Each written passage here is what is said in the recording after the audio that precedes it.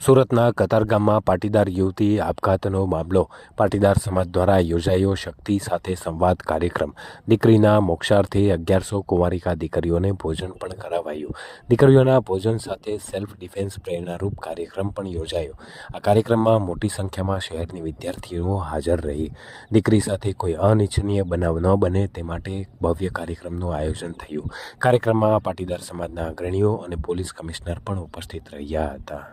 આજરોજ સ્વર્ગવાસી નેનુ વાવડિયાની જે મરણોત્તર જે વિધિ હોય છે તેમની અંદર પરિવાર દ્વારા 1100 થી વધારે દીકરીઓને ગોરણી કરીને ભોજન કરાવવાનો જે કાર્યક્રમ હતો તેની અંદર જ્યારે પરિવાર દ્વારા આ પ્રકારનો દીકરીઓને એકત્રિત કરીને કાર્યક્રમ રાખવામાં આવ્યો હતો અને એની અંદર જ્યારે દીકરીઓ એકત્રિત થતી હોય ત્યારે ચોક્કસ આ પ્રકારે સ્વરક્ષા માટે, દીકરીઓની આત્મરક્ષા માટે 1100 થી વધારે દીકરીઓને આત્મરક્ષાથી પ્રોત્સાહિત કરવામાં આવી ને સેલ્ફ ડિફેન્સ માટે તાલીમ આપવામાં આવી.